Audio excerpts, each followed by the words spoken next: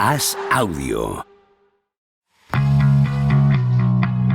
¿Es Sabiño el futbolista más grande desde Pelé o es el típico manjarín? ¿Y Ronivaldo es el ligre de los futbolistas? ¿Seguro que has entendido el meme de Buyaco Saka? ¿Eres más de la trampa del 2-0 o del Macauto para barcos? ¿De ayer Lamín bailando por ahí o del alcalde Azpilicueta? Javier Aznar y Enrique Ballester responden a estas preguntas y analizan cada jornada de Liga y Champions en Los Últimos de la Lista, un podcast original de As Audio.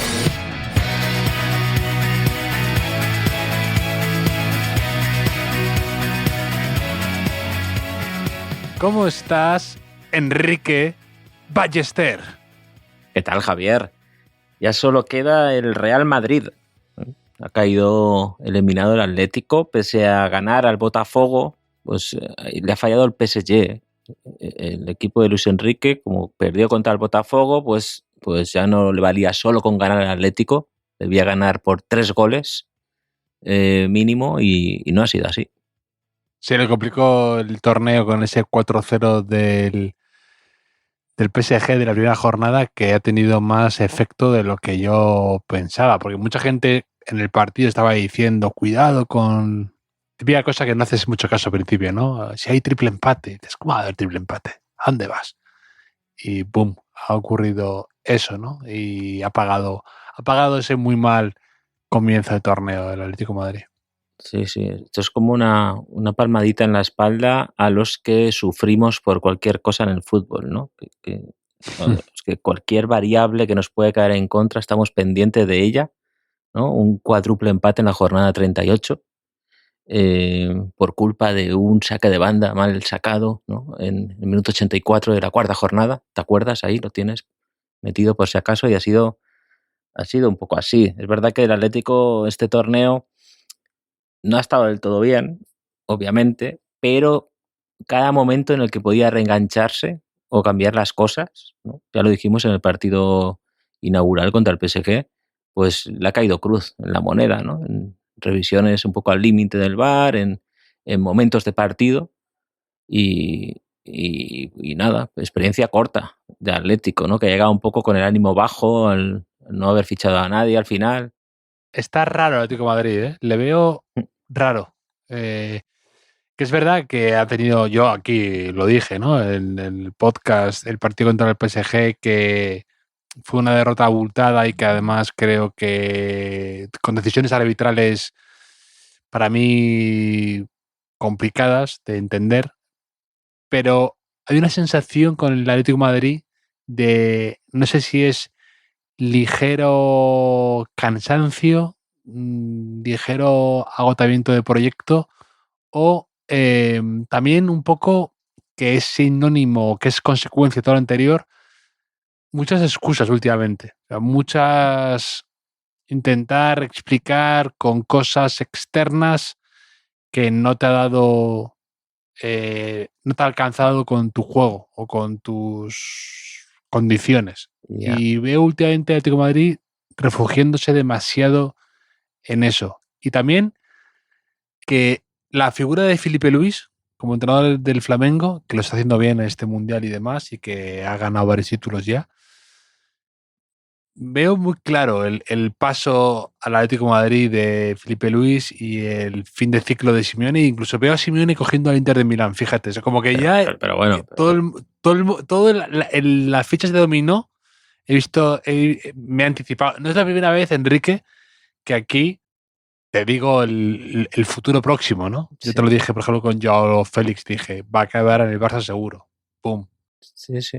También te dije aquí, no, y tú también lo dijiste, no nos fiamos de un Barça con Joao Félix y Cancelo. Tal cual. Vamos a futuro, Enrique. Pero bueno, es que de repente, ¿no? Esas fichas de dominó cayendo. ¿Tú sabes cuando un cazador, Enrique, ve un cambio en el viento? Algo percibe, un movimiento, algo, y de repente todo cambia. Yo soy así, Enrique. He visto eso. Sí. Lo he visto. Pues bueno, sí. Yo pensaba más que esto era un poco que se le ha hecho larga la temporada al Atlético de Madrid. sea, la temporada del Atlético acabó en el penalti de Julián contra el Madrid. Y luego, pues, es difícil, ¿no? Tantas semanas un poco sin cambio de, ¿no? sin cambio de dirección. Ya el típico, a mí me recuerda un poco cuando a lo mejor quedas con un primo, quedas con gente que erais muy amigos, ¿no? Y hace un tiempo que no ves. Y, y los primeros días bien, muy bien, pero llega un momento que dices, bueno, menos mal que mañana ya volvemos a casa porque si no acabaría nuestra amistad quizá, ¿no? Antes de que se deteriore todo, eh, Sí. ya menos mal que ya estamos volviendo a casa, ¿no? Que hay un límite ahí, que está cansada la gente, no sé qué. Y el Atlético se ha visto obligado a ese viaje de vuelta que duró un montón, que duró un montón. Entonces, con jugadores que saben que no van a seguir, por ejemplo, ¿no? Sin que hayan llegado, como decimos, pues esa nueva gente que se une al grupo y a lo mejor, pues, Sí, eh, los Baena y compañía, ¿no? claro, dinamiza todo. Y Cardoso del Betis y Y todo esto que entonces están quizá lo que diciendo. necesiten sea, pues, un par de semanas de no verse las caras, ¿no? Y quizá vuelva Simeone Ya, a pero mitad de julio, pues con otro ánimo, ¿no? No sé. sí, pero veo a Simeone con poca capacidad de maniobra, de cambio últimamente. Siempre un poco lo veo muy cayendo en lo mismo, o que ya es el mismo truco de siempre, y noto cierta fatiga con el proyecto. Te diré que también lo que tú dices, que lo puedo entender, que la temporada del Atlético de Madrid acaba con el penalti de Julián Álvarez, pero tampoco te lo puedes permitir. Igual, del mismo modo que me parece indignante el asunto este con el Madrid, con Rodrigo, ¿no? No, es que Rodrigo acabó la temporada muy bajo, el pobre. No lo puedes jugar en el Madrid y jugar el partido, la final de Copa mal y ya desactivarte, ¿no? Ya no compites. Ya como no hay nada en juego o todo es más complicado, ya te bajas del proyecto del barco de temporada, ya bajas la persiana. Lo siento, pero no. O sea, en otro equipo a lo mejor eh, te lo puedo llegar a entender. Si llegas muy lejos y, y tienes un revés así, y ya has dado todo y te da una bajada tremenda y has jugado por encima de tus posibilidades, lo puedo comprártelo, pero no en un caso como el Atlético de Madrid, no en un caso como el Real Madrid. No puedes dimitir cuando las cosas se te tuercen un poco. Hombre, lo de Rodrigo yo creo que nos enteraremos dentro de un tiempo, ¿no? Es un poco extraño lo que ocurrió en el tramo final de temporada y ahora Xabi Alonso le había dado mucha confianza y en el segundo partido ya no jugó ni un minuto. O sea, que luego hablaremos del partido del Madrid. Y en el caso del Atlético de Madrid es que también tenía un grupo difícil, ¿eh? Al no llegar, entiendo, como cabeza de serie al Mundial, pues tenía el PSG, sabemos el nivel, y el Botafogo, Javier, que es un buen equipo, y del que me he estado informando para que nuestros oyentes, ya sabes que una de las prioridades de este podcast es que nuestros oyentes sean, en su grupo de amigos, sean la persona que más pilota, ¿no? Que más sabe de fútbol en las conversaciones, en la máquina del café o donde sea, Javier. Entonces, he desempolvado un libro de mi biblioteca, un libro que consulto menos de lo que debería, porque lo he leído una vez, me gustó mucho. El libro se llama Futebol, Brasil y el deporte que le da vida, de Alex Velos, que creo que me lo compré hacia el Mundial de Brasil, si no me equivoco, correcto, 2014. Y cuenta pues un poco la historia de Brasil a través del fútbol o viceversa. Y entonces, claro, pues yo aquí puedo decir que muchas cosas del Botafogo. O sea, para empezar, del fútbol de Río de Janeiro, Javier, porque ¿sabes cómo se fundó la sección fútbol del Botafogo? Creo, si mal no me equivoco, ¿no era un club de remo o algo así? Sí, correcto. Era un club de remo, o sea, porque en Río de Janeiro está, por ejemplo, está el Fluminense, que lo fundó la clase adinerada, que fue el primer equipo de fútbol de Río. El equipo de Marcelo. Sí. Luego, un grupo de jugadores de Fluminense se escindió y se unió al Flamengo, que era un club de remo ya establecido. Y el caso del Botafogo es parecido, porque había otras secciones y aquí explican que comenzó como una idea que tuvo un chico de 14 años durante su clase de álgebra. O sea, escribió su sugerencia en una hoja de papel y el profesor que vio la nota le animó a llevarla a cabo, ¿no? Entonces, a partir de ahí, en el Botafogo crearon la sección fútbol, que luego ha dado grandes futbolistas como Garrincha, por ejemplo, Didi, Zagallo, Jairzinho, Nilton Santos o Gerson, entre otros, Javier. Pero, bueno, luego para completar Río de Janeiro está el Vasco da Gama, que es el club de la comunidad portuguesa, ¿no? de la zona. Pero, Javier, ¿Sabes también quién jugó en el Botafogo? En el Botafogo, ¿quién jugó? Amarildo. Clarence Seedorf. Sí, su vecino brasileño. Sí, exacto. Fue como homenaje a su vecino brasileño. Exacto. Qué bonita historia. Pero tú sabes que Simeone es muy de la cábala, ¿no? Y de las supersticiones. Sí. Y quizá, claro, haya encontrado quizá el peor oponente para esto, porque el Botafogo está considerado el club de las supersticiones en Brasil. Que esto te va a gustar, Javier. Y es un poco gafe, ¿no? De hecho. No sé exactamente. O sea, esto empezó en los años 40 del pasado siglo, porque Carlito Rocha, es un buen nombre, ¿eh? Carlito Rocha, que está considerado el hombre más supersticioso del fútbol brasileño, fue presidente del Botafogo durante las décadas de los años 40 y los años 50, ¿no? Entonces, como era tan supersticioso, los días de partido se iban complicando cada vez más, ¿no? Porque, por ejemplo, cuentan aquí que lo primero que hacía era, llegaban a jugar un partido fuera de casa y lo primero que hacía era esparcir 1 kilo de azúcar por las paredes, ¿no? El otro día hablamos del cocinero este, ¿recuerdas cómo se llama, Javier? El que tira sal, que echaron de la fiesta de la Champions. Ah, sí, el turco. El turco ese, pues el tirar sal da mala suerte, pues tiraba azúcar. Y además preparaba personalmente la comida del equipo y se limpiaba las manos en el pelo del jugador más cercano. O sea, porque esto le dio suerte una vez, un poco asqueroso, Javier. Se limpiaba las manos en el pelo del jugador más cercano.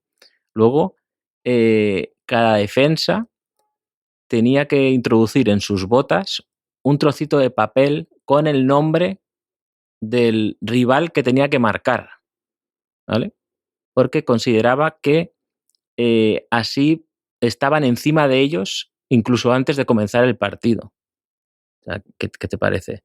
Estoy resumiendo porque tenía un montón de... O sea, tenía tantos amuletos, Carlitos, que encargó que le construyeran un imperdible gigante de oro para poder colgarlos todos. Esto me parece fantástico. Luego, resulta que el talismán más grande era un perro llamado Biriba, que por accidente, en un partido en 1948, la pelota iba alta al portero del rival y el perro saltó por ahí, despistó al portero y acabó en gol. El árbitro dijo que eso era válido, que era gol, y entonces a partir de ese día ordenó que Macaé, que era un jugador reserva que había llevado al perro vagabundo al partido, pues tenía que llevar al perro en cada partido. O sea, y entonces el Botafogo empezó a utilizar el perro, esto quizás Simeone, si lo escucho, lo empieza a hacer, cada vez que necesitaba parar el partido por algo, porque el equipo rival atacaba mucho o lo que fuera, tiraban al perro al campo. O sea, tiraban el perro al campo. Que esto yo he visto, a lo mejor, hay segundos entrenadores, ayudantes, cosas así, que yo he visto en el fútbol regional este tipo de rol. No en perros, sino en humanos. Javier. Y entonces los jugadores del Botafogo tenían la orden de no sacar al perro, entonces tenían que hacerlo los rivales, los árbitros, tardaban mucho y luego ya pues el Botafogo recuperaba el control. ¿Qué te parece? ¿Sabes que al perro le pagaban los mismos bonus que a los jugadores del primer equipo? O sea, el chef del club cocinaba para el perro la mejor carne, comía mejor que los jugadores y ordenaba a veces, decían que la seguridad del Botafogo tenía que probar la comida del perro para asegurarse de que no lo habían envenenado. Así que... Y habían amenazas al perro y el presidente ordenó que el jugador y el perro durmieran en el edificio del club para que no les pasara nada. Así que, ¿qué te parece? Es que es mejor. Un día el perro le dio por mear en la pierna de un jugador y como ganaron, el perro a partir de ese día tenía que mear en la pierna de un jugador antes del partido. Y lo peor de todo, ¿sabes qué fue, Javier? No. Que funcionó. Que el Botafogo ganó el campeonato estatal, entonces este hombre ya, pues, ¿quién le iba a decir que no hiciera todas estas cosas, ¿no? ¿Qué te pareces? Así que tengo más, pero no te quiero aburrir con esto del Botafogo y las cábalas, pero mi favorita es que hubo un periodista de la época que una vez soñó que el Botafogo iba a hacer un mal partido, iba a tener un mal resultado y se cumplió ese sueño. Entonces, desde el club tenían la orden de no dejar dormir a este periodista en los días anteriores al partido, por si soñaba que le pasaba algo al Botafogo. Entonces se lo llevaban de fiesta, los casinos y demás, hasta que amanecía y entonces ya esto no ocurría. Que quizá esto me suena un poco a excusa de este hombre, ¿no? En casa. Sí. con su mujer. Increíble turra te da con el Botafogo, ¿eh? Pero...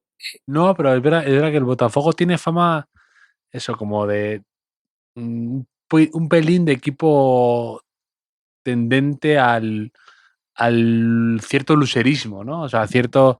hace no mucho, creo que ganaban como por 16 puntos o algo así en el torneo, en el torneo liguero, y al final acabaron perdiendo, como de estropearlo todo al final, de incluso creo que lo llaman botafoguearla, ¿sabes? De que empiezan ilusionantes y luego acaban liando. Sí. Pues hombre, pues a ver si te lo encuentras, ¿no? En semifinales y final del Mundial de clubes y con bueno, ganaron al PSG, contra todo pronóstico, y ahí están, los equipos brasileños no están jugando nada mal, el Flamengo también, y ahí están compitiendo.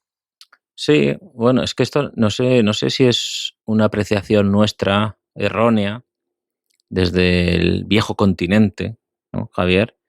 Pero sí que da la impresión de que los equipos europeos han llegado un poco, no sé si solo físicamente cansados, sino mentalmente un poco demasiado exigidos, ¿no? Que yo veo otra energía, ¿no? Otro brío en los sudamericanos. No sé si es una apreciación un poco equivocada desde nuestro prisma, pero la sensación que tengo, ¿no? Y más metidos también, pues en muchos casos con una afición ahí, como el caso de Boca Juniors, ¿no?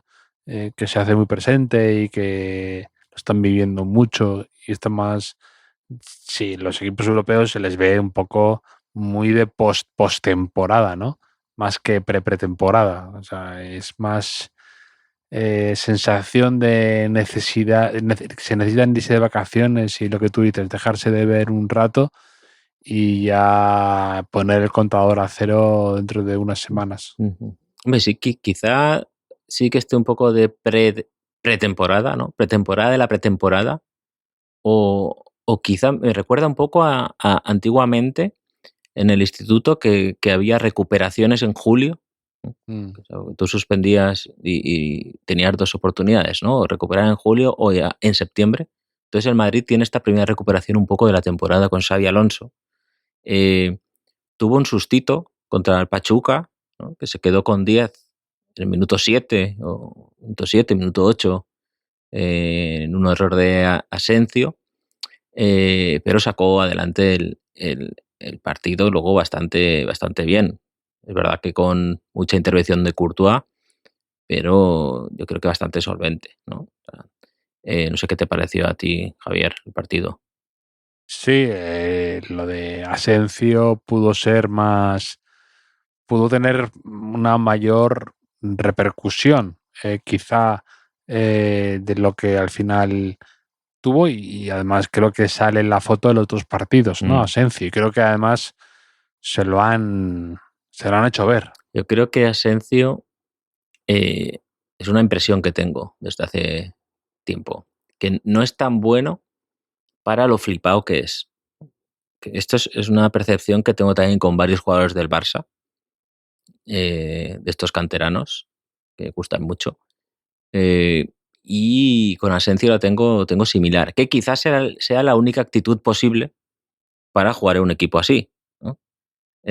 Pero no sé, también tengo la teoría, bueno, tengo varias teorías, como siempre, Javier. Una teoría es de que desde que está Hausen, porque Hausen es muy bueno, es muy alto, muy elegante, eh, por el contraste, pues parece menos Asensio, ¿no? Que a lo mejor si jugaba con Lucas Vázquez a un lado y con otro central que igual no estaba tan bien al otro lado, pues él parecía mejor, no lo sé.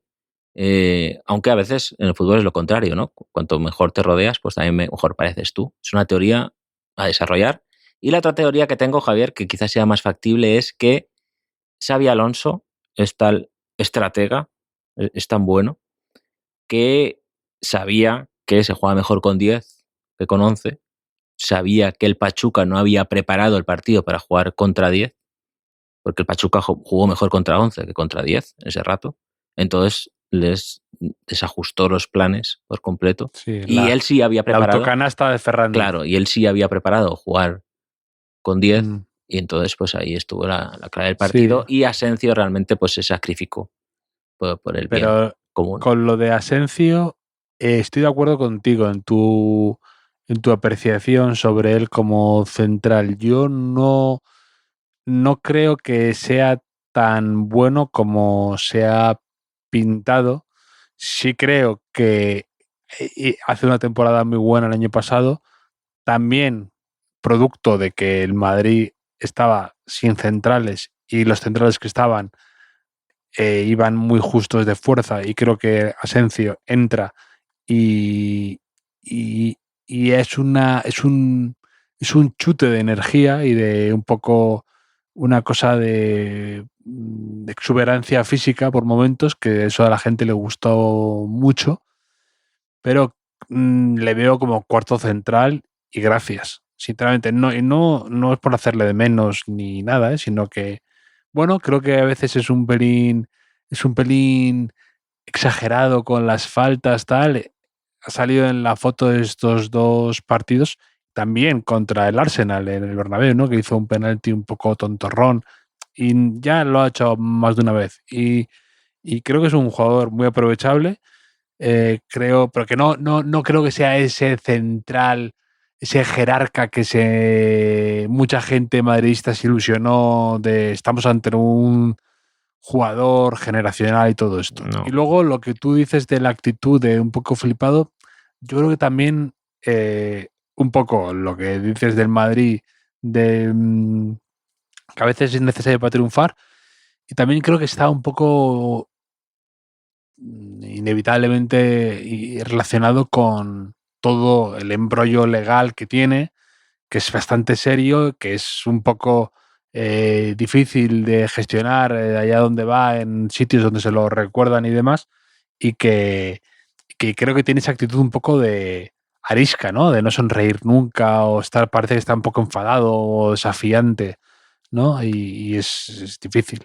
No te preocupes, que no te preocupes ser un poco demasiado severo con Asensio, ¿no? Demasiado duro, porque ya está Courtois. Sí, Para sí. eso hablamos Courtois, ¿no? Que justo en el anterior partido había dicho que Fede Valverde, ¿no? Ha dicho, no, es que Fede Valverde tira los penaltis sin mirar al portero. Entonces, cuando ha tirado, ya el portero estaba en ese lado, ¿no? Y después del error de Asensio, pues dijo un poco ahí que eran 2 partidos, eran 2 errores, ¿no? Hay que ser más inteligentes. Le dijo a Raúl Asensio, Courtois sin filtros, ¿no? Como el hombre sincero, se podría decir, ¿no? El que te dice lo que no quieres escuchar.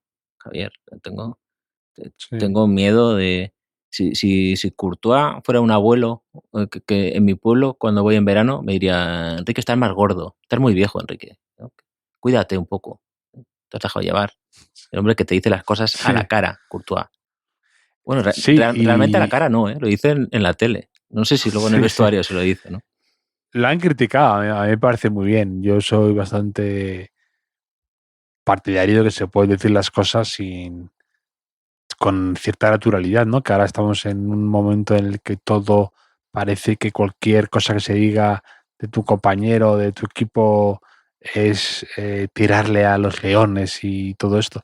También creo que es muy de portero esto, ¿no? Como que los porteros parece que a veces son un poco verso libre, que son un poco también Ter Stegen, ¿no? Ha hecho alguna de estas que son Mm. de repente parece que están algo más desconectados de la dinámica del equipo por algún motivo, que pasan tanto tiempo solos ahí en el área a veces que se rayan y que luego cuando en los micros Sí, sueltan lo que han estado ahí mascando en la cabeza. no pueden desahogarse con nadie, ¿no? O sea, es muy de portero a veces girarse y hablar con los que están detrás de la portería, ¿no? Sí, Eso lo he vivido yo en campos, en fútbol modesto, con porteros que, que empiezan a hablar con los de atrás y le dicen, hostia, que acaba de fallar este, es que no sé, tal, empieza...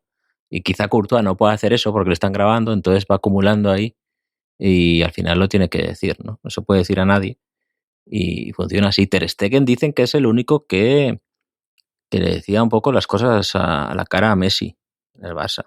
He leído por ahí, un poco ahí que el único que se atrevía un poco a llevar la contraria a Messi en algunas cosas. ¿Qué te parece? no sé. Ter Stegen me parece el típico que también que a veces es un pelín eh, imprudente o que va a lo suyo directamente y que confunde ir de frente con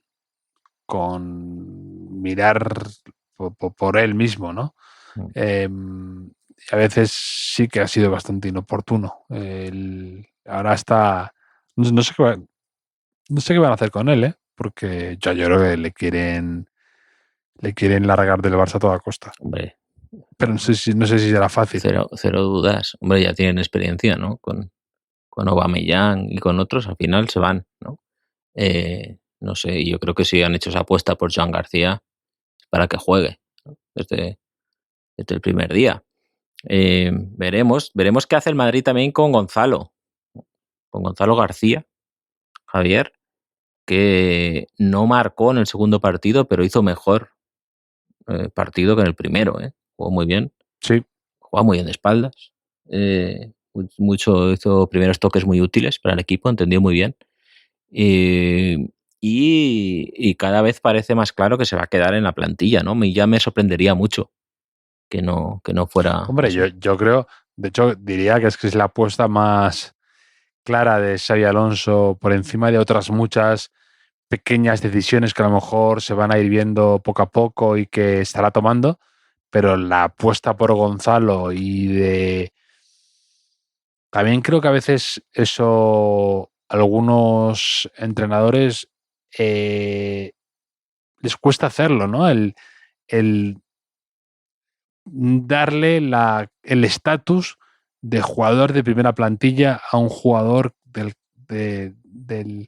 la cantera, ¿no? Que a veces es, sí, contaré con él, es interesante, sí, puede ser aprovechable. No, aquí es desde el minuto uno, eres uno más y te vamos a necesitar y quiero que seas alguien con responsabilidades, que es algo que yo te he dicho muchas veces últimamente de la época del Madrid, de la gestión de cantera. No solo me ciño a Ancelotti, que a veces creo que se le han dado palos de más con esto, que por supuesto que lo ha hecho en muchas ocasiones de manera francamente mejorable, ¿no? Pero que muchos entrenadores han sido bastante conservadores con esto, y también los propios jugadores les ha faltado muchas veces actitud para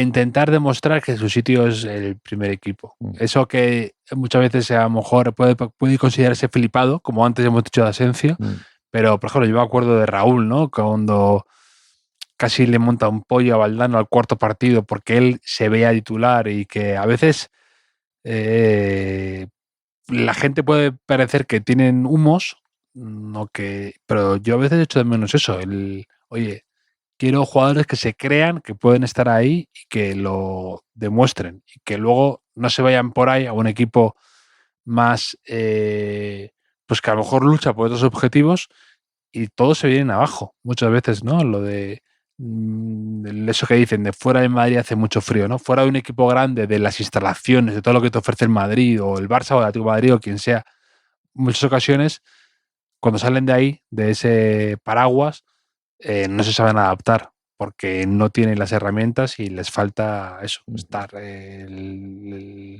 un vestuario. Yo creo que Gonzalo García Torres va a hacer buena carrera, ¿sabes? Internacional, además. ¿Sabes por qué, Javier? No, luego dices de mí, aquí de mi momento Nostradamus antes, tú diciendo ya que va a ser internacional, además. Pero ¿sabes por qué? Es que va a serlo porque tiene muy buen material que ofrecer a la guía de Guardian. Esto es muy importante para hacer carrera internacional, porque no contento con lo del máster de Big Data, ¿no? Eso que ya hablamos sobre él, ¿no? Que estudia, creo que es un doble grado ADEM Económicas. Mira, lo volví a leer en El País y no recuerdo, pero que tenía una especialización en Big Data. He leído un reportaje sobre Gonzalo en El Periódico que firma Fermín de la Calle y tiene jugoso material que te quería contar, Javier. Por ejemplo, ¿sabes que jugó al rugby, Gonzalo? También. No tenía ni idea. Pues resulta que sus tíos, los sevillanos Torres Morote, forman una de las estirpes más legendarias del rugby en España. O sea, David, Javier y Coco fueron internacionales con España, y un primo de Gonzalo, Manuel, ha debutado este año en la primera división española de rugby con el Ciencias. ¿Qué te parece? Pero es que hay más todavía. Bueno, en el reportaje que leí en El País comentaban lo del rugby y que fue un poco que le ayudó, que cuando lo captó el Madrid, que vieron que, o sea, no jugaba como el rugby, pero que era muy valiente, iba al choque y esas cosas, que le ayudó el rugby, por lo visto. Pero bueno. Sí, eso eso nos gusta mucho, efectivamente, del Guardian, ¿no? Muchas veces hemos hablado aquí de que el padre Lewandowski era judoka, ¿no? Y que eso le ayudó a tener ciertos movimientos, ¿no? O la madre de Courtois, que era jugador de voleibol, era o algo así. Sí, pero es que no solo el rugby, Javier, es que también pudo ser torero. Gonzalo García Torres. Hombre, García Torres, un poco de nombre de torero, porque su abuelo, Manuel Torres Cansino, fue torero y llegó a debutar en la maestranza. ¿Qué te parece? Fue novillero durante 2 años y a las pocas corridas de su estreno como matador recibió una cornada poco chunga que le afectó a los pulmones. Y es buena historia esto, porque mientras estaba recuperando le llamó la atención la labor del médico que le operó y estudió medicina a raíz de eso, el abuelo de Gonzalo, y estuvo cerca de ser cirujano de la maestranza, porque quedaba el puesto libre y al final eligieron a otra persona, pero estuvo ahí cerca. ¿Qué te parece? Rugby, toreo, pero no solo eso, todavía lo mejor no ha llegado, Javier. Es que en la guía de Guardian necesitan a Gonzalo García como sea. ¿Sabes de quién era primo su abuelo Manuel, el torero? No, ahí me pillas. De Rita Hayworth. ¿Rita Hayworth? ¿Qué te parece? Rita Hayworth es es pariente de Gonzalo, Rita Hayworth, que en realidad se llamaba Rita Cansino. Rita Hayworth. Rita Hayworth era el nombre artístico. Es que parece... Lo has dicho de manera muy efusiva. Es que parece el típico sketch de Invent Man, ¿no? De Raúl Cimas, ¿no? De que dice Felipe González es amigo mío, ¿no? Y sí. Me llamó Almodóvar y le dije paso de cine. Pues Gonzalo puede contar esto, ¿no? Una noche de que mi abuelo era torero y era primo de Rita Hayworth. Rita Hayworth. Y vienen todos de un pueblo llamado Paradas.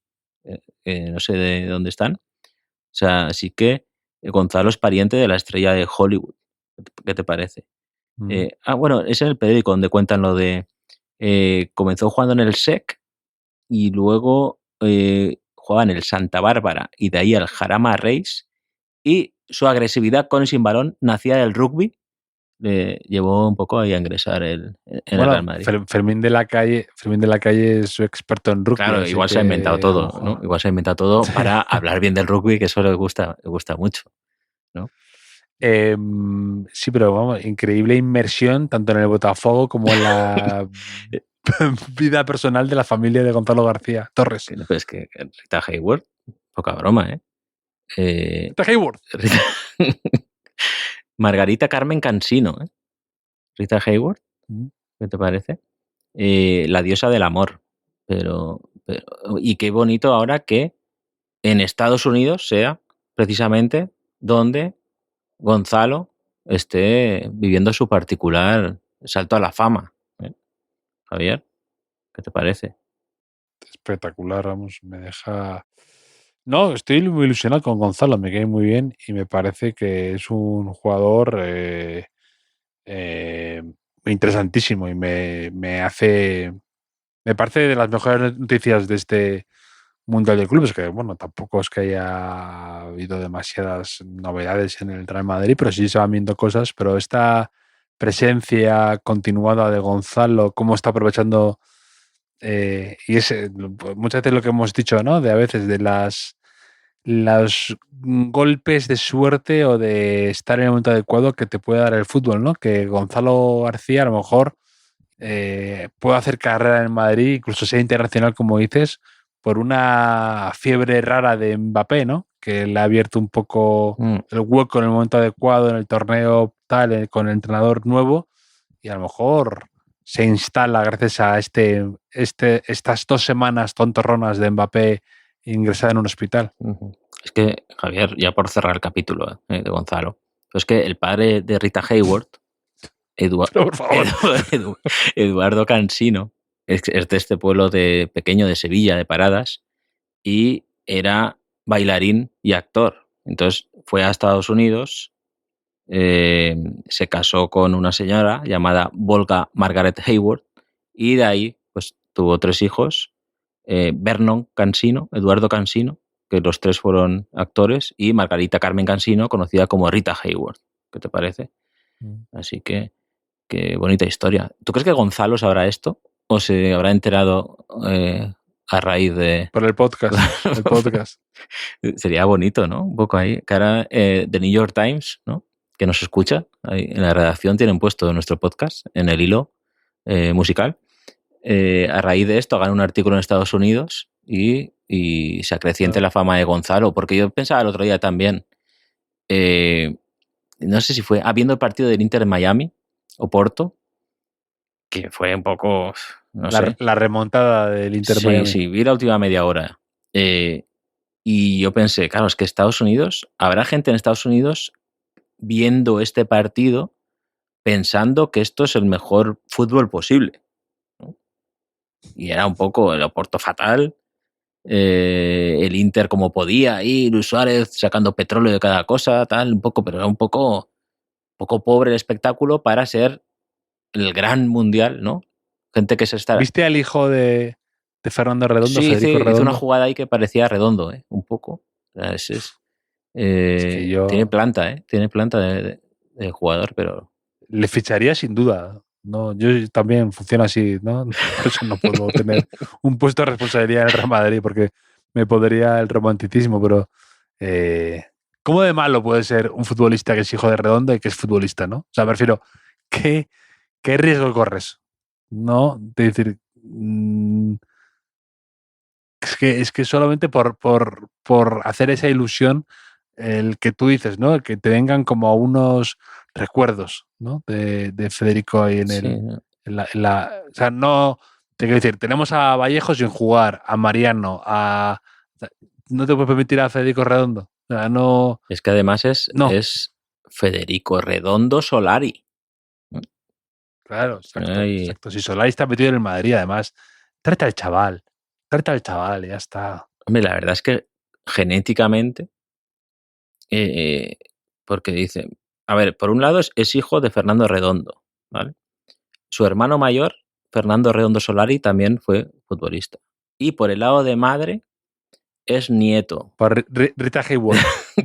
No, todo llega a Rita Hayworth, pero no, por el lado de madre es nieto del futbolista Jorge Solari, sobrino nieto de Eduardo Solari, sobrino de la modelo Liz Solari, los futbolistas Esteban Solari, David Solari, Santiago Solari. Y también es primo de Augusto Solari, que también fue futbolista. Sí. Es futbolista. Entonces, quiero decir que, ¿te acuerdas ¿qué vas a hacer? Estudiar una FP, ¿no? Entonces, soy Federico Redondo Solari, tengo que jugar a fútbol, no tengo más remedio. Sí.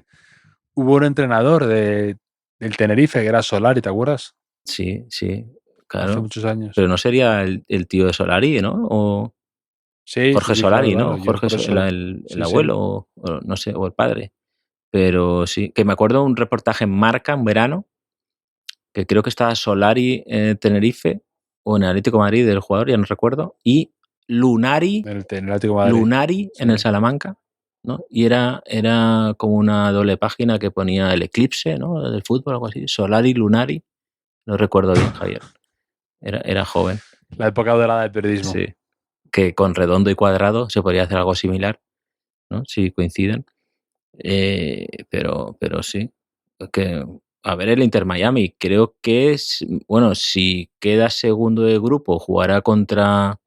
Está prácticamente clasificado. O sea, tiene que perder y que gane y que pierda el Oporto su partido. Entonces, o sea, el Oporto sí es un poco raro. O sea, que gane el Al-Ahly y que pierda el Inter de Miami. Creo que tiene que pasar para que no se clasifique. Y si gana Palmeiras es primero y si no Inter de Miami, está quedando clarísimo esto. Total, que si Inter de Miami es segundo, jugará contra el PSG. Si pierde el Oporto, se clasifica primero el Inter de Miami y segundo Rita Hayworth. Es lo que tengo claro. Sí, pero quiere decir que puede tener un cruce más, o sea, o Botafogo, que podría ser un poco más asequible quizá, ¿no? Para Inter de Miami. Y si no, el PSG. Ya veremos. No lo sé, Javier. El Palmeiras. Es que juegan de madrugada. A las 3 de la madrugada no nos íbamos a quedar para grabar después de esos partidos, ¿no? Todavía nuestro compromiso con este mundial todavía no ha llegado a esas cotas. No está ahí todavía. A ver si empiezan ya los cruces, porque está siendo un poco difícil de seguir, ¿no? Los grupos, esto. Es como la Champions con jet lag, esto, ¿no? Un poco ahí hay ciertos desajustes de horarios, cosas que no te enteras, que no ves. Yo creo que es lo típico que con 12 años lo sabrías todo, ¿no? Súper bien. Y ahora nos da pereza, nos ha dado pereza informarnos bien, como lo del Atlético de Madrid, la diferencia de goles en la primera jornada, un poco, que dices, bueno, ya me enteraré. Y luego te das cuenta que eres tú el que en teoría tendrías que explicar a los demás cómo funciona esto, ¿no? Pero bueno. Javier, sí que ha terminado el fútbol doméstico, fútbol nacional, Javier, de segunda B, bueno, de primera federación a segunda división, han subido el Andorra y el filial de la Real Sociedad. Y de segunda a primera, en el playoff, ha subido el Real Oviedo. Javier, ¿qué te parece el Real Oviedo? Me alegré. Tengo muchos amigos muy seguidores del Oviedo y siempre hace ilusión, ya te digo, este año, al quedarse el Racing de Santander ahí un poco entre los 4 estos del playoff, al quedarse eliminado por el Mirandés, me ha dejado un poco de tristeza, pero me caía bien el Oviedo y me cae bien el Mirandés, y celebramos una historia también como la de Cazorla, ¿no? Que a veces son historias que se manosean demasiado, pero que merece la pena ensalzar, ¿no? En cuanto a es un jugador divertidísimo de ver, muy especial. Ya aquí lo comentamos otro día, ¿no? Sí. Esta capacidad de jugar con los dos pies, de ser un jugador técnicamente impecable. Luego tiene, aparte de esta historia, ¿no? Que nos gustan inevitablemente a los aficionados al fútbol, ¿no? De arco, de que cae, ¿no? Que está casi 2 años sin jugar por una lesión, toda esta historia traumática de los injertos y todo esto, y luego vuelve a jugar de maravilla con el Villarreal, con el Oviedo, y asciende con su equipo, ¿no? Sí. Yo creo que si fuera otro, igual ya nos daba pereza, pero es que Cazorla cae bien, ¿no? Cazorla, alguna vez lo hemos dicho, ¿no? Es el amigo que no bebe, ¿no? Para coger el coche, el amigo responsable, buen chaval, que no necesita beber para pasárselo bien, ¿no? Un poco. Es el Cazorla. Y nos da una lección de que hay tiempo para todo en la vida, ¿no? Tiempo para irse de niño de Oviedo, para triunfar, para caer, como dices, esa lesión que algún cirujano le dijo que como mucho podría jugar a fútbol en el jardín de su casa, como mucho. Y pues él se recuperó, tiempo para volver al Villarreal, para ir a Qatar también y para ir a cumplir ese sueño infantil de de jugar en Oviedo y subirlo a primera, y además siendo... Espera, que estuvo en Qatar. Sí, sí, claro. ¿Cuándo estuvo? Después del Villarreal, ¿no? Sí, sí. Sí, 2 o 3 años estuvo allí, antes del Mundial, me parece, ¿no? Esos años, que claro, no lo digo con ningún ánimo, ni con ningún ánimo de ensuciar la historia de Cazorla con el Oviedo, que es bonita. Y digo como que siendo protagonista en el playoff, ¿no? En las 2 eliminatorias. Y bien, ¿no, Javier? O sea, no es el amor que tiene Ander Herrera con Boca, ¿no? El de Cazorla con el Oviedo, pero no está mal tampoco, ¿no? No, y que son jugadores, a mí me gustan mucho, ¿no? Estos jugadores que son tan buenos que muy mayores siguen dominando y teniendo impacto y marcando tanto en la ida como en la vuelta y siendo el jugador de referencia en momentos importantes. Eso me reconcilia un poco con el fútbol, ¿no? La sensación de tú poder haber estado medio cojo, ser un tipo de 40 años, no estar para 90 minutos, pero me enternecen, ¿no? Estas historias de jugadores que dices, solo media hora este jugador te puede cambiar una liga, ¿no? Un año, una temporada, ¿no? Como también puede ser hoy en día que aquí lo hablamos hace poco, con Aspas, ¿no? Que ya no está para esas palizas de 38 partidos jugando 90 minutos, pero capacidad de sobra para ser decisivo y determinante con cuentagotas de minutos y dosificándote bien. Pero ojo, o sea, mucho mérito Cazorla, pero tú sabes quién es el verdadero talismán de... Si viviera el presidente del Botafogo, el supersticioso, lo fichaba seguro a Francisco Portillo. ¿Has leído esto? O sea, No. marcó el tercer gol del Oviedo, y es que logró su 5º ascenso a Primera División. O sea, ha subido con el Betis, con el Getafe, con el Almería, con el Leganés y ahora con el Oviedo, Portillo. Pero es que lo impresionante... El antilotina, pero lo impresionante no es esto. Lo impresionante es que solo ha jugado en Segunda División esas 5 temporadas. O sea, el resto del tiempo ha estado en Primera División. O sea, solo ha jugado... cada vez que ha jugado en Segunda División ha subido. Sí, ha subido... O sea, solo conoce la sensación del ascenso, sí, ¿no? Cuando ha estado en Segunda División. 5 veces con 5 equipos distintos. Esto me parece un datazo. Y lo curioso es que no ha subido con el club donde surgió, porque solo jugó en primera división, en el Málaga. Que en el Málaga hay una temporada, el Málaga de Pellegrini, que se mete en Europa y demás, de esas primeras temporadas del Málaga de esa época, que juega mucho y juega muy bien Portillo. A mí era un jugador que me gustaba mucho, que siempre lo cogía en las fantasies y esas cosas. Luego jugó también mucho en el Getafe unos años. Y bueno, cualquier equipo de segunda que quiera subir, ya sabe, ¿no? ¿Qué tiene que hacer, Javier? Sí, más, esas cosas a mí me parecen muy significativas y no me parece que sea anécdota, ¿no? Muchas veces dices, bueno, hay algo ahí, ¿no? No hay que ser un director técnico excelso para darte cuenta a veces De hecho, creo que coincidió con Cazorla en el Málaga, claro. No me extraña que sea el propio Cazorla el que dijera al Oviedo que lo podían contratar. Pero aún así no es el futbolista que más ascensos ha logrado a primera. Esta es pregunta de trivial un poco. ¿Tú sabes quién es el rey de los ascensos del fútbol español? Joder, me suena y haberlo leído no hace demasiado. ¿Quién? Ricardo Escobar. Ricardo Escobar, que subió me suena. 4 veces con el Cádiz. El primero en los años 70, parece que fue el primero en el año 79. Una vez con el Elche y otra vez con el Club Deportivo Castellón. El último ascenso a primera del Castellón, el año 89, estaba Escobar. Y es que hablé con él en febrero, antes de un Cádiz-Castellón. Estuve charlando con él para hacer un reportajito. Y el tío se retiró bastante joven y no quiso saber nada del fútbol. O sea, y me hacía gracia porque me decía, no, si lo mejor del fútbol es jugar. Entonces, lo demás ya ni siquiera ve fútbol apenas. Dice, prefiero estar el fin de semana con mi mujer, que ya me he perdido muchos fines de semana. Sí que juega con los veteranos del Cádiz todavía, con 60 y tantos años, pero me gustó un poco esa filosofía de decir, ¿para qué voy a alargar algo? Yo en el fútbol ya he hecho lo que quería hacer. Se dedica a una empresa familiar, se dedicó cuando se retiró, que es de una empresa de persianas o algo así. O sea, bajó la persiana, nunca mejor dicho.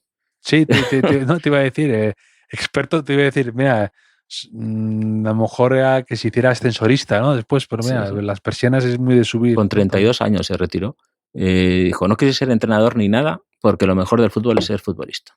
Así que es leyenda del Cádiz, Escobar, obviamente. Y a ver si Portillo lo iguala, ¿no? Quizá lo puede igualar en la próxima. Subió con el Cádiz en los 77, 81, 83 y 85. Luego con el Elche en el 88 y con el Castellón en el 89. Así que, ¿qué te parece?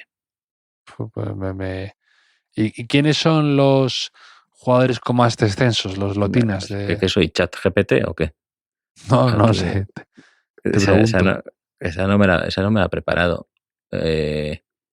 Pues, hombre, así pensando de memoria, el Mono Montoya, ¿no? De memoria y mirando Google, el Mono Montoya bajó 5 veces. Pone aquí. Y Ramón de Quintana también bajó con varios equipos. ¿Qué te parece? No está mal, ¿no? Estoy aquí, voy a buscar. Adrián en Barba también ha bajado con varios. Es verdad, con el Español, con el Rayo, ¿no? Me imagino. El Almería, ¿no? El Almería. Sí. Es que claro, ahí hay un doble filo de estas cosas, ¿no? De Pepe Mejías, veo aquí, dice Pepe Mejías que bajó con el Cádiz. Claro, es que Escobar subió 6 veces, pero también bajó con el Cádiz. Por lo menos 3, ¿no? Si subió 4 veces con el Cádiz. Sí. Esa parte no te la cuentan, ¿eh? Claro. Pero ¿qué es mejor? ¿Ser de un equipo de estos que suben y bajan, pero estar en primera? ¿O vivir un poco más tranquilo, ¿no? En un equipo de media tabla de segunda, ¿no? O algo así. Nunca se sabe. El Mono Montoya bajó 3 veces seguidas, que esto es muy guay. Con el Extremadura, el Mérida y el Tenerife. 96, 97 y 98. Y luego en Argentina también bajó después. Esto no es fácil, Javier, un descenso. No. No Nada se lo fácil. recomienda a nadie, yo, los descensos. Según según Codro Magazine, Ramón de Quintana es el rey de los descensos, con 8 descensos. ¿Qué te parece? O sea, descendió con el Figueres a Segunda B en 1993 y luego con Osasuna, Rayo Vallecano 2 veces, Mérida 2 veces y Cádiz 2 veces a Segunda División. Aunque dicen que el del 2000 del Mérida fue por impagos, eso no sería culpa suya, ¿no? Pero estaba ahí. Y Darwin Machis lo venden aquí en Codro como bonus track porque lleva 4 descensos consecutivos ahora en la liga. Granada, Valladolid, Cádiz, Valladolid. Así que es la paradoja de... Qué bajón, nunca mejor mucho dicho. futbolista llamado Darwin que no evoluciona, ¿eh? Esto es una paradoja un poco durilla, ¿eh? Sí. Pero bueno. O sea, Javier, vamos a acabar. Y no quería yo acabar sin dos temas que te quería comentar muy importantes que arrastramos del anterior episodio. Uno es que tú hicimos un gol cantado de Amaral y muy acertadamente señalaste que Amaral había jugado en el Parma, ¿recuerdas? Sí. Pues Pablo M va un poco más allá y nos dice que en el Parma jugaron Amaral, Amoroso y Amoruso. Fantástico, ¿eh? Veo un patrón ahí. Sí, falta Amarele, falta, ¿no? Que dijiste también, amarillo, amarilla. Y ha habido bastante polémica, Javier, porque hablamos de Juan Antonio Alcalá al principio del podcast, ¿no? Sí. Y yo dije que tenía un poco una doble cara porque a veces daba bastantes hostias en su programa, ¿no? Y luego ponía canciones así como muy sentimentales. Take That. Claro. Yo dije que era Take That y algunos oyentes, como Oscar, me dijeron que no, que ponían una canción de Wet, Wet, Wet. En concreto, Love is All Around. O sea, cuando me dijiste Take That, dije... No, pero espérate, no te precipites, confía en mí un poco, confía en mí, porque... Sí, porque luego nuestro oyente Ana V. Amor nos dijo algo, nos puso la canción, ¿no? Sí, yo estaba convencido que ponían la canción de Take That, la de Back for Good, y entonces, como se generó este debate, consulté al oráculo en estos temas que es Miguel Gutiérrez, la libreta, que tú lo nombraste también, ¿no? Que tuvo algún beef con Alcalá, y como experto en periodismo deportivo le pregunté y me dijo que cabía la posibilidad de que a veces pusiera la de Wet, Wet, Wet, muchas veces Wet, pero que yo podía estar tranquilo porque también ponía Back for Good de Take That. Así que me mantengo firme en mis palabras, Javier, pese a las amenazas que he recibido de nuestros oyentes, diciéndome que estaba equivocado, porque Back for Good, ese temazo, ¿no? Con el que tantas noches de verano cerraba Alcalá el larguero a estas horas, además, pues no estoy loco todavía, o sea, no he imaginado esto, que realmente sería un caso de locura bastante específico y curioso, ¿no? De imaginar cosas con Back for Good, de Take That. Ahí queda, ¿no? Aunque tú enseguida ya te habías tirado al barco de Wet, Wet, Wet. No, sino que te vi muy convencido que era Take That y dije, no sé, a lo mejor se está columpiando, pero es verdad que me acordaba que en Twitter me habían puesto la canción para que supiera cuál. Sí, cuál Back era. for Good. Pero Wet, Wet, Wet, realmente, Wet, Wet, Wet no he trabajado yo mucho. Wet, Wet, Wet. Es que era la época esta de las boy band, ¿no? Que hubo muchas también. Me acuerdo de Westlife también, que estaba ahí. En Westlife estaba Ronan Keating, creo. Ya sé por qué se hicieron famosos estos. Porque hicieron una versión de esta canción que la gente dice que ponía Alcalá, que quizás sí, la utilizaron en 4 bodas y un funeral. Sí, claro, es la famosa. Claro, esto es un poco antes que Westlife y esos, ¿no? Entonces, además son escoceses, veo que son escoceses. Pero sí. Era la de Love is All Around, ¿no? Sí. Pues muy bien. Pues Marty Pellow Era el cantante. Dejó la banda para centrarse en su carrera en solitario y nadie sabe qué ha hecho Martin Pellow, ¿no? Había otra boy band que se llamaba Five, me acuerdo. Y no me digas que eran 5, por favor. Creo que sí, Enrique. Eran Creo que 5. sí. Era el principal, sí. Fue una época esa, finales del siglo XX, ¿no? Principio del siglo XXI. Aquí tuvimos a Aurin, ¿no? Aurin fue la boy band española. Eso siempre se intenta un poco, ¿no? Y Aurin, Javier. Sí. Aurin. Y alguna más hemos tenido, ¿no? Alguna boy band más hemos tenido, yo creo. Sí. Ahora no caigo cuál puede ser, ¿no? La de... es que no. Estoy pensando así... que cumpla todos los tópicos, ¿no? No sé. No. Sí. Bomb Chip. Hombre, no, por favor. Es que... Bomb Chip era... no era una boy band. Son mixtas. Claro, eso es como fórmula abierta. Boy band como fórmula abierta. Sí. ¿no? Fórmula abierta fue la evolución de Bomb Chip. Boy band, yo creo que Aurin, y a la española nadie se ha atrevido, ¿no? a intentarlo con otras, a no ser que El Canto del Loco fuera una boy band camuflada o algo así. No, porque la boy band tiene que reunir esos, ¿no? Lo de coreografías muy claras, ¿no? Ha habido más duetos o incluso... Es que el hombre español... Incluso algún solitario. El hombre español... Sí, luego solitarios ha habido. El hombre español ha fallado en la coreografía bastante, ¿no? Ha sido nuestro... ¿Tú crees? No, pero mira Bisbal, quizá ¿no? El padre de Rita Hayworth fue el último, ¿no? Eduardo Cansado, dices. Cansino, eso. No sé, Javier, investigaremos. Cansado estoy yo, Enrique, cansado estoy yo. Sí, esto del Mundial, no contabas con ello y yo no hago más que alargar el chicle, estirar el chicle del Mundial, porque volveremos a hablar. Al Madrid le queda el tercer partido de la fase de grupos, que si gana, ¿no? Si ganas primero de grupo seguro, tiene que ganar el Salzburgo y prolongar tu agonía veraniega, sí. Javier, por favor.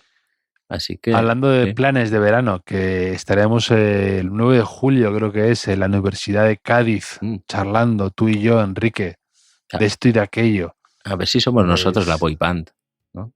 Y no nos hemos dado cuenta con Machicado. Ahí. Hay que sacar los pasos prohibidos, este verano. Así que sacar los pasos prohibidos. Sí, ahí estaremos charlando de periodismo deportivo, ¿no? Y cosas así. Y de fútbol, así que ya daremos más detalles, ¿no? En las próximas semanas, pero será un placer visitar la Tacita de Plata, ¿no? A ver si vemos a Ricardo Escobar, el hombre de los ascensos. A Ricardo Escobar te iba a decir, sí, eso te iba a decir. Te mando un abrazo a ti, Enrique, y a los oyentes, que ya sabes que es lo mejor que tenemos. Un abrazo.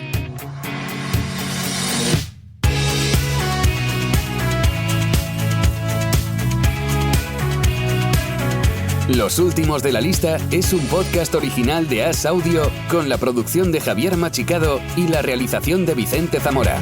Síguenos en redes sociales, @asaudio. Puedes escucharnos en la sección de podcast de as.com, en la aplicación del diario As o en tu plataforma de audio preferida.